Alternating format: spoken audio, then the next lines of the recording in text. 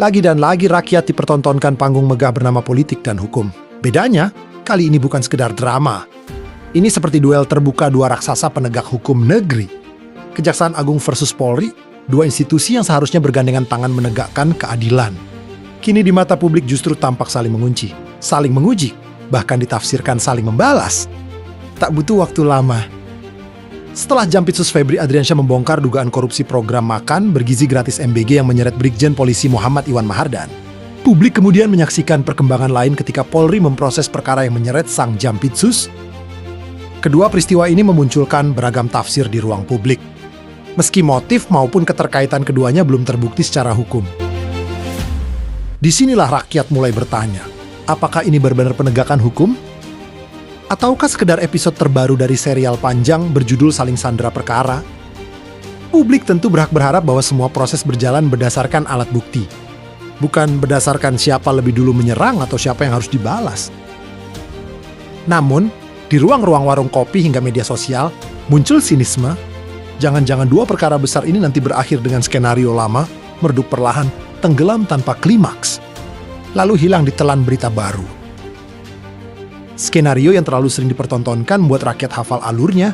Babak pertama, gegap gempita penggeledahan. Babak kedua, konferensi pers penuh istilah hukum. Babak ketiga, saling membuka kartu.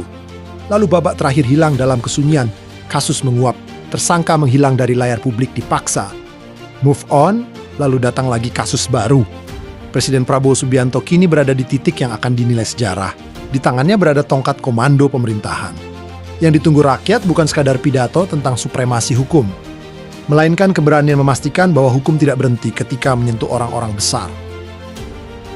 Jika berpihak kepada rakyat, maka yang dibutuhkan bukan perdamaian antar lembaga, melainkan memastikan setiap perkara tetap berjalan sampai ke akar-akarnya.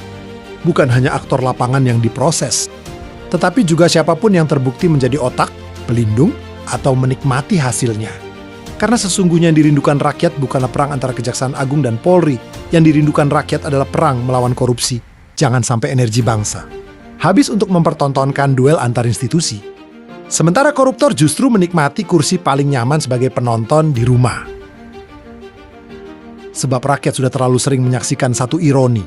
Ketika rakyat kecil mencuri karena lapar, hukum berlari sekencang-kencangnya. Namun ketika elite, pejabat, atau mereka yang berada di pusaran kekuasaan diduga tersandung perkara besar, hukum justru berjalan tertatih-tatih, penuh negosiasi, penuh kompromi, bahkan terkadang seperti kehilangan arah.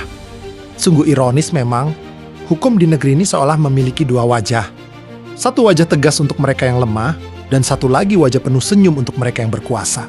Tapi rakyat tahu, rakyat melihat, rakyat mengingat, dan yang paling berbahaya, rakyat mulai terbiasa. Padahal, ketika rakyat kehilangan kepercayaan kepada hukum, yang runtuh bukan hanya wibawa institusi, tetapi juga fondasi negara itu sendiri.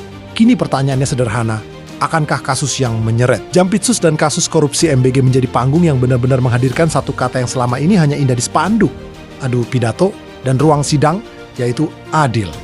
Ataukah ini hanya episode lain dari sinetron tanpa akhir, di mana para pemeran saling mengancam, saling membuka kartu, lalu akhirnya duduk satu meja, berdamai, dan menutup buku perkara? Kalau itu yang terjadi, maka yang kembali menjadi korban bukan Kejaksaan Agung, bukan Polri, bukan pemerintah, melainkan kepercayaan rakyat. Dan ketika kepercayaan itu benar-benar habis, maka yang tersisa hanyalah satu keyakinan pahit, dan hukum masih terlalu sering tajam ke bawah, namun tumpul ke atas.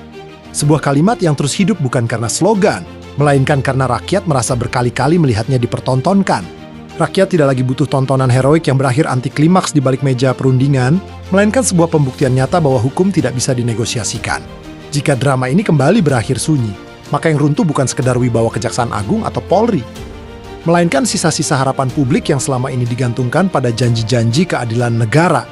Sebagai penutup, ingat, di atas segala ego kelembagaan dan syahwat politik, ada hak rakyat yang menuntut pertanggungjawaban. Karena negara ini didirikan untuk menegakkan keadilan sosial, bukan untuk merawat kenyamanan para elit yang kebal hukum. Sampai jumpa di video berikutnya.